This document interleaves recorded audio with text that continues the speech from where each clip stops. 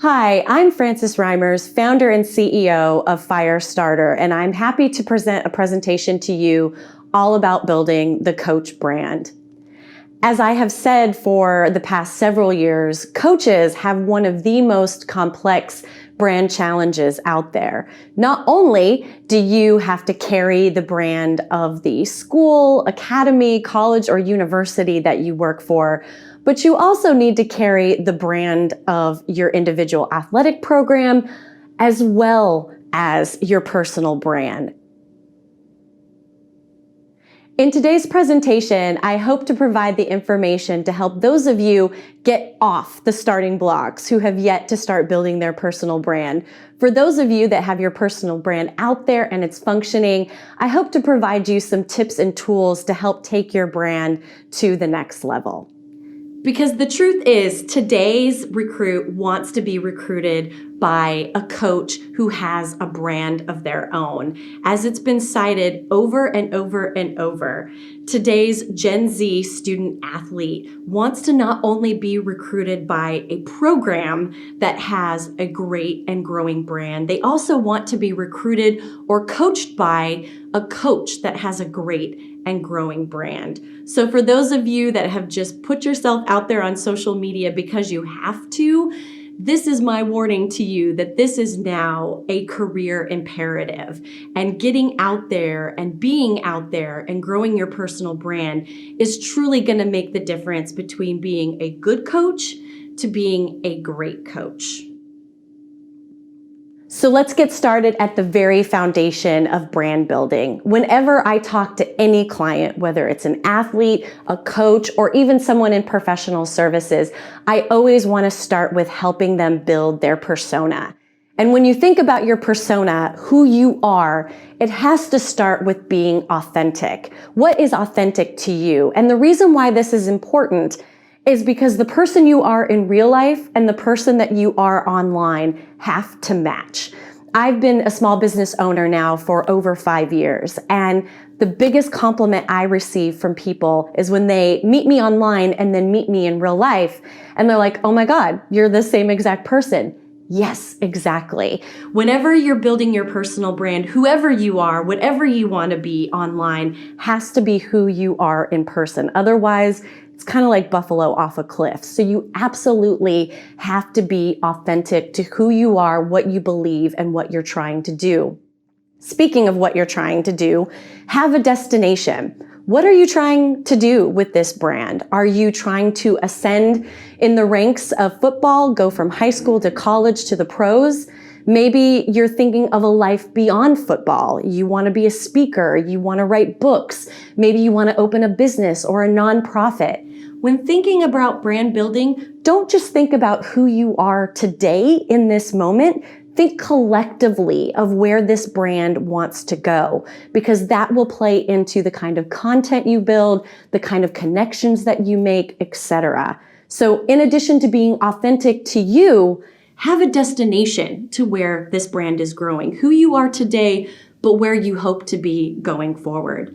And then, of course, the biggest thing, one of the biggest challenges with coaches is helping them understand that differentiation is okay. I get it that you're carrying the brand of your school, you're carrying the brand of your football program, but you have to carry your own brand too. And it's extremely important that whatever you put out there, that you are somehow differentiating yourself from all the other coaches in your position or all the other coaches in your community. What different thing, what unique identifier about you helps pull you away from the pack? For example, maybe you're into fly fishing. Maybe that's something you do in the off season. Or maybe you have a small business. Or maybe you have a mentoring program that you run in addition to being a football coach. Whatever it is, make sure that you're putting that out there in your bio, in your words, in your content to help pull you away from the pack. Believe me, there is a million sports marketers out there. I am a dime a dozen, and that's not degrading to me, just is what it is. So whenever possible, I always try to find a way in my bio, in my content, to help pull me away from the pack so that I don't blend in to the noise. For you coaches out there, if you're wanting to rise through the ranks, if you're wanting to recruit well, if you're wanting to take your career beyond the football field, differentiation is going to make a huge difference. And last but not least, around building your persona, understanding your audience. You have to truly understand the eyeballs that are about to be on all of your content all of the time. You say this to your players all the time, that they have to watch what they post so they don't get in trouble, so they don't offend. Same goes for you, but you have even more eyeballs on you. So you have to be cognizant of your audience. I'm not saying don't be who you are and not be authentic, but you do truly have to be cognizant of all of the different buckets of people who are out there looking at your brand, evaluating your brand, and most importantly, engaging with your brand. Next, I want to talk about maximizing social media. But don't worry, I'm not going to go platform by platform explaining to you how to use these. If you want that information, I'll give you my contact and you can contact me offline. What I want to talk about is how to absolutely maximize what you have out there in the world right now. And the first point I want to make to a lot of you is you don't have to be everywhere. A lot of coaches feel that because Gen Z are out there everywhere on every platform, that they have to be too. And I say, no, you do not.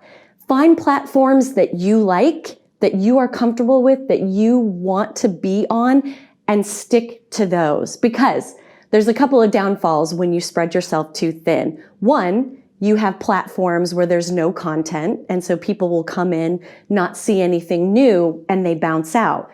Two, the more platforms you're on, the more content you have to build, because the same kind of content you use on Instagram isn't what you use on Twitter, isn't what should be on LinkedIn, and isn't what should be on Facebook. So if you don't have the time, the energy, and the drive to be all over, then don't be all over. Just stick to the platforms that really work for you and where you really feel that your message is resonating best with your target audiences. So if you like Twitter and LinkedIn, that's fantastic. If you want to use Twitter and Instagram, that's great too. The point I'm making is be on the platforms where you're most comfortable, where you're going to create the best content, because that overall is going to create the best engagement, which helps your brand grow. So don't feel compelled to be on every platform that comes off the assembly line. Be where you want to be and where you're going to give the best content. Another thing that coaches struggle with is filling in your bio completely. Use every single character that you possibly can to tell us about you. Tell us where you are now, maybe your alma mater, maybe some of your activities. You can definitely use emojis. That is certainly a way to help differentiate you from people around you. But I just want to keep in mind that emojis do not pull in a search function. So if you really want people to find you for something specific, maybe you're a DJ on the side, maybe you teach something unique that your other coworkers don't. If you use an emoji rather than a word, people won't be able to find you. So actually use that word rather than emoji. But emojis are a great way to give an aesthetic difference to your profile, but fill it out completely. Just saying defensive end coach, that doesn't tell me a lot about you. That's not really all that inspiring, and it really doesn't help your brand at the end of the day. Most coaches, you're probably using the marketing from your school or your program for your banner image, maybe even using your headshot for your icon image. So use your bio as a way to set you apart from everybody else. Give us a little something about you to help us understand who you are and why you're different and where your brand is meant to go. A lot of you in your bios will put @ for Instagram or @ for your Facebook. Keep in mind, just adding in your Twitter bio does not go to your LinkedIn account, your Instagram account, your Facebook account. You really actually have to put the full link. So if you have multiple accounts that you're trying to drive people towards, I really recommend you developing a link tree account and putting that link in your bio. People can click on that link and then they will see links to all of your social media platforms. So don't waste space in your Twitter bio trying to send people to your Instagram when you can create a Linktree account that people can click on and then go to all of their various pages. If you have no idea what a Linktree is or would like to see what that looks like, go to my YouTube account at Your Firestarter and can click on the link in the bio to see how I've set that up and which direction I send people. It's free, it's easy to use, and it's a great way for you to have all of your information in one place so that you're not using up space in your bio to give people lots of information. And finally, the one last tip about maximizing social media that always trips up a lot of coaches that I work with is you have to be active. Now, what do I mean by that? So social media, how we rise and fall within the algorithm is really broken down into two things. And those who know rodeo will really appreciate this analogy. So when a bull rider is on a bull and jumps off, his score is broken down into two things: how he rode and how the bull bucked. And so when it comes to social media, there's two ways that you rise to the top of the algorithm: how often and consistently you post, how often and consistently you are active. So every day when you get on to Twitter or Instagram, don't just be a lurker. Get on there, post your content, but also get out there and be active as well.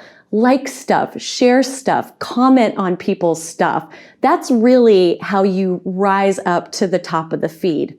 We all know that person that every time we log on to Twitter or Instagram or even Facebook, and this person is always at the top of our feed. And you're like, how is it that every time I log in, the Bob is always there at the top? Well, it's because Bob is really active. Not only is Bob posting his own original content and staying active with that, Bob is also getting on there and liking and sharing and commenting and being an engaged user on the platform. So if you're posting, but never really seeing your stuff kind of rise to the top of the algorithm, it's probably because you're not getting active. So get on there, like people's pictures, engage with them, get in the dialogue, and especially on platforms like Twitter, you will really see yourself start to rise and the engagement numbers really start to rise.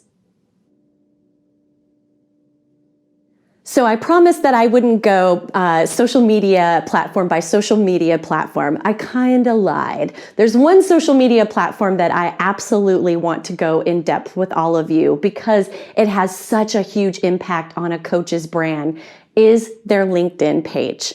So many professionals, and coaches included, neglect their LinkedIn page and really don't understand the power that LinkedIn has for their overall brand growth and development.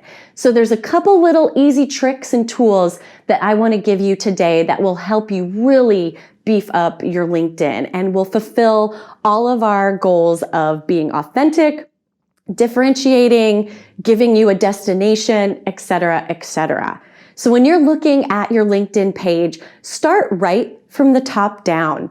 That banner at the top of your page, you can change that into whatever you want.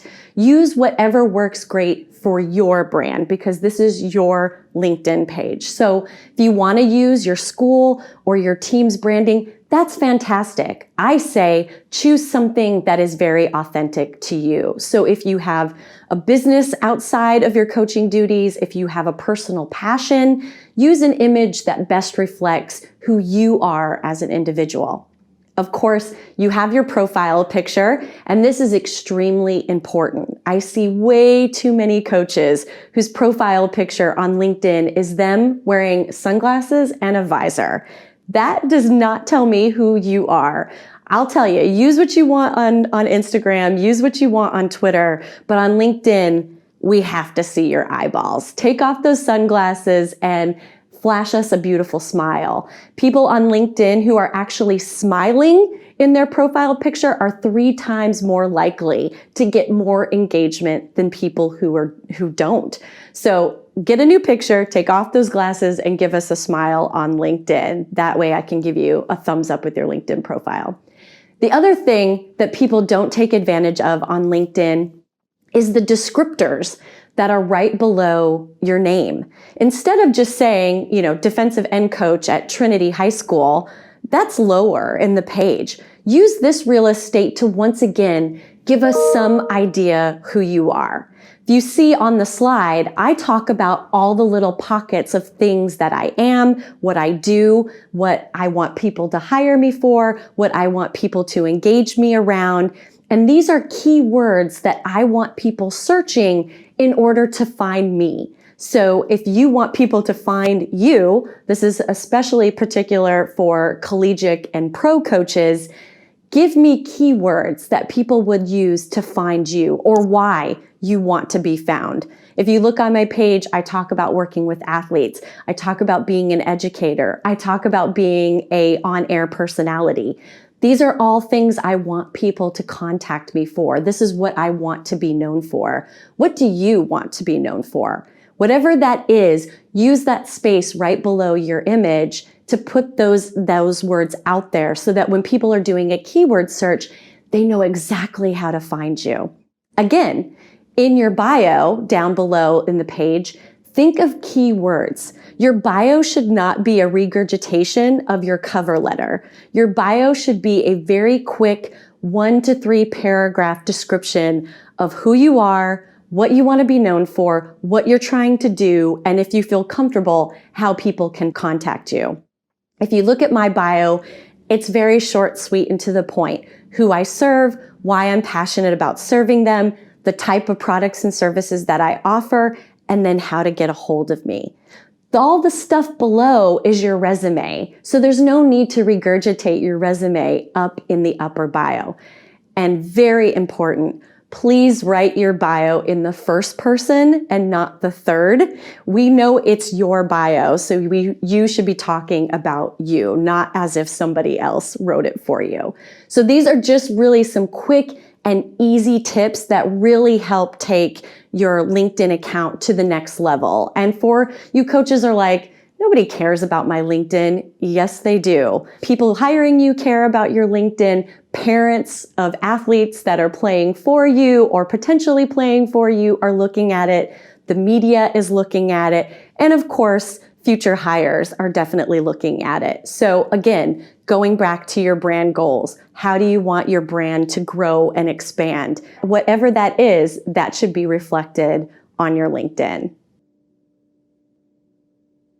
Creating content is one of the biggest challenges that not just coaches, but every client I work with faces. This is like the insurmountable hill. So let me give you some tips that will really help you create content that once you get it out there, you're able to keep getting yourself out there. First things first is just thinking strategically. A very simple exercise that I have a lot of my coaching clients do is sit down on Friday before you leave the office, or even Sunday night when you're at home sitting at the kitchen table. Look at your schedule for the coming week. Where are you going? Who are you meeting with? What are anniversaries or big events in your life or in your career that are happening in the coming week? Does content need to be made? Can content be made on the spot? Maybe you have something and you can reuse it. Just by sitting down for literally just 15 to 30 minutes on a Friday or on a Sunday and thinking about the week ahead will really help get your head around what kind of content you need, where you need to pull it from, and getting it up day after day more effectively. So if you need to put it on your calendar, put it on your calendar. But just 15, 30 minutes a week just to think about the week ahead makes a huge difference in your ability to consistently be putting out good content. Some of you watching have the luxury of having a marketing department at your disposal. You have videographers and photographers that are around on a daily basis capturing footage for the program. If you do have these people available to you, don't hesitate to tap them every once in a while and ask if you can have a picture or a clip of video for you to use up on your social media. whatever you have at your disposal, whether it's just a photographer, it's just a videographer, or if you have a whole library of information right there at your school, utilize that content as much as humanly possible. Work smarter, not harder, I always say. So if your school, your college, your university, what have you, has some sort of content repository, always tap into that whenever you possibly can to help make your content creation efforts so much easier. And of course, recycle whenever you can. I'm the queen of recycling. If you already follow me on social media, or if you begin to follow me on social media, you'll see that I do not hesitate to reuse images, reuse video. It's there, it's in the can. If all I have to do is put a different graphic over it, or put a different title on it, and I can reuse it again in a different application, I do. Again, think smarter, not working harder when it comes to your content. And going back to my first point, that's where scheduling this out will help you so much more. When you think of your weeks or even months, if you really want to get fancy, thinking out ahead of yourself like that will really help you understand when you can reuse graphics, when you can reuse video. Maybe there's something that you do once a quarter and you can insert that back into the rotation. Again, think more strategically what you're putting out all of time, and this will make the content creation process so much easier. Don't be afraid to use third-party content. I have a lot of clients, coaches, athletes, even executives that are so afraid or so resistant to using other people's content because it thinks they're giving the spotlight to somebody else. You're not. There's nothing wrong with using third-party content, especially if you completely agree with the person, or there's another point that you can add to what they created. Bringing in third-party content is a great way for you to, one, open up yourself to a larger audience by pulling in this other person or this other organization. Two, it shows that you're about the collective, not just about yourself. But three, it also takes a burden off of you of having to create yet another piece of content. So don't be afraid to use content from your peers, from your competitors. If you find a way to add to the content or say why this is useful content, it definitely does not hurt your brand. And finally, watch your analytics. Analytics on every single social platform exists, and your analytics give you all of the answers of what content is working and not working. Your analytics will tell you when people are engaging with you, what time people are engaging with you, what kind of platforms they're engaging with you on. All of that information is right at your disposal, and if you learn how to read it and interpret it, it will really take your content creation and deployment to a whole other level. So for those of you who are watching who really want to take their brand to the next level, this slide is all about going well beyond social media. And this is all about what you're doing in person and in the larger community and how it helps your brand. My first recommendation is, if you need it, get media or speaker training. There is nothing that helps a brand grow faster than someone who is great in front of the camera or behind the podium. And I know you all give interviews, whether it's pre-game, post-game, during the off season. I've seen so many media clips of many of you in front of the mic. And so if you're always struggling to find the words when that microphone gets shoved in your face, or you've been asked to give a speech at your church function or a Lions luncheon, and you're standing at the microphone about ready to pass out in fear, this is the time when speaker or media training would be really helpful for you. As you have probably told your own players, the more confident that you are in yourself and the more confident you are standing in front of a microphone or a room full of people or in front of the media, the more effectively you're going to be able to fire off those little sound bites that the media loves so much. So if you really do struggle in front of the microphone or in front of the camera, I beg of you to go get speaker or media training. Go ahead, give me a contact. I can find someone near you. If I'm not near you, it's really not like a root canal. I absolutely promise. The next thing I would recommend is please engage with the media. I know some of you are probably groaning and rolling your eyes at me at this moment in time, but really, I've done this for 20 years. If you engage the media and you have a great relationship with them when nothing is going on, then when something is going on, that makes that relationship go so much easier. Follow the media that follows your team. Engage with them, especially when you really like something that they wrote or that they covered one of your kids or one of your colleagues well. Believe me, developing those relationships with the media in a positive way, in a positive environment, really does help you as your career goes along. And if you decide to leave coaching and move on to something else in your career, they're most likely to cover that next move that you're making. So engage with the media, have relationships with them. Also, you as coaches, you want to demonstrate to your players about having positive relationships with the media. So engage with them, talk with them, but get that speaker or media training so that when you do talk to them, you're talking in those great sound bites that they're looking for. The next little tidbit that I want to give you is a little tool called Help a Reporter Out, or called Haro.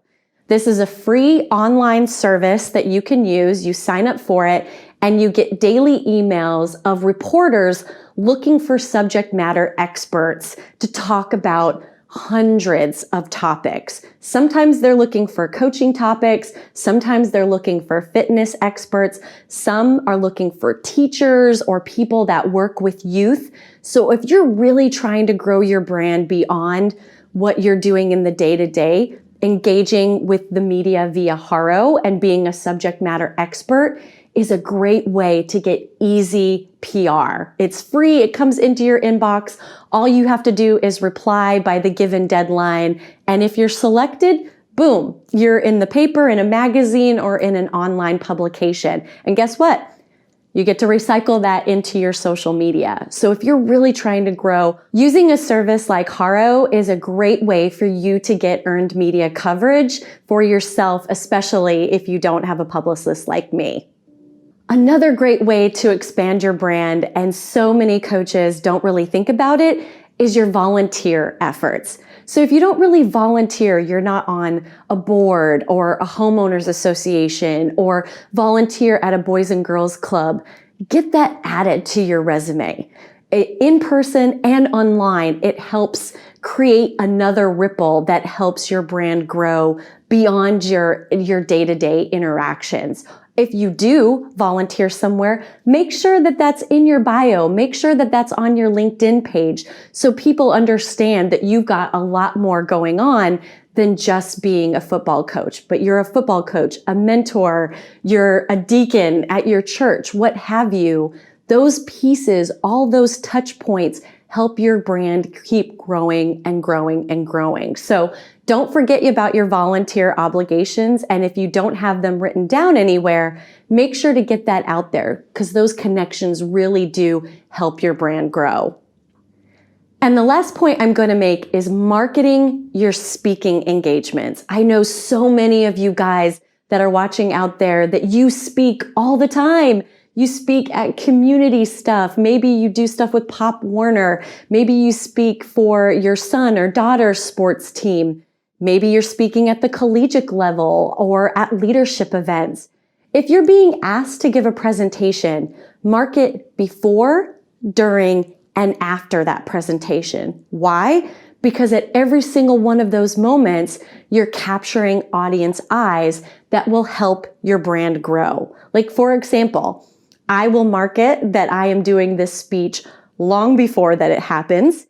I will be tweeting and posting information while you guys are watching this, and I'll be tweeting out information and posting stuff to social media after you guys see it around your feedback or engagement that I get.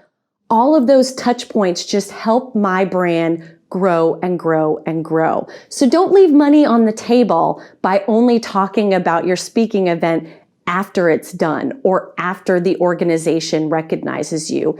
Get out in front of it and post that you're participating, engage with people that are talking or being at that event, and absolutely follow up with people after. Failing to do so, you leave so much brand engagement on the table. And I know all of you guys are out there speaking, so don't miss all of those opportunities to get that ripple effect for your brand. So monetization is the big buzzword going around the brand world over the last couple of years. And with the conversation around name, image, and likeness with the NCAA, the term monetization is only intensifying. So I wanted to close out my presentation with you guys talking about monetization, what it means, what it is, and what you should do with it. And the very reason that I put it last in the presentation is because monetization is the last thing that you should be doing with your brand. All of the steps that I've talked about up to this point is where your focus should be, because in order to effectively monetize your brand, step number one is you have to create evangelists. You have to have a following of people who are engaging with you on a regular basis. Now, you don't need 45,000 followers to be able to monetize your brand. You can actually monetize your brand with only 1,000 followers. If you're posting something and the majority of your followers are liking and engaging, then you have created evangelists. But if you have 45,000 followers and only 20 likes to a post,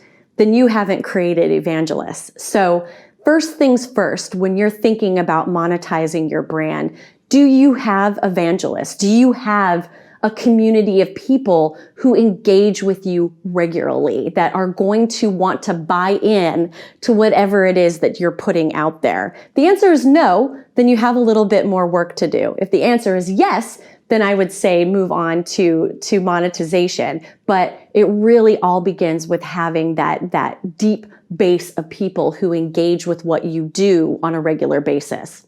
2, in order to get that swell of evangelists who believe and engage with you on a regular basis, it takes consistency. And you probably holler at your kids all the time about being consistent in their workouts, in their academics, in their lives.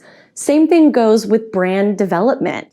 In order to truly monetize your brand, you have to be consistent. Consistent in look, consistent in feel, consistent in the quality of content, consistent in when you deliver the content. If you get into a consistent flow, then again, I would encourage you to move forward with monetization if that's what you want to do. But consistency is the key whether you want to monetize or not. In order to grow your base, you have to keep that stuff going regularly and being uniform and consistent. And the last piece to monetization, whether you decide to be a speaker, you're launching a book, you're launching a nonprofit, maybe you've decided to start a camp, whatever it is that you put out there to monetize your brand, make sure that you're giving it your best and it is the best quality that you can possibly produce. So many people get in a rush to get something out there to make money that they don't really think about the quality of the product. And as a result, they don't get anything in return. People panic, people walk away from it, they don't engage with it, and they think it's a failure. The product or service may have not been a failure, it's how that you presented it. So if you're deciding to monetize your brand and putting yourself out there in that way, take the time to educate yourself about look and feel and graphic design and editing so that you're putting the best product out there that you possibly can. If you don't want to take the time to learn about it, use talented people around you so that you're putting out the best product you possibly can. Or you can always call somebody like me. I'm happy to produce whatever speech, event, press release, whatever it is that you need. But make sure that if you decide to take that step into monetizing your brand, that you really are putting the best product that you possibly can, because everything is a touch point leading back to you and your reputation. I appreciate you for attending today's session. I hope that I provided you a wealth of information that you didn't already have. I welcome you to engage with me. You can find me on Twitter at YourFirestarter or on Instagram at FirestarterCEO. Of course, you can find me on LinkedIn at Frances Reimers, but please also feel free to email me, call, or text. I'm happy to answer any questions that you have, and happy brand building.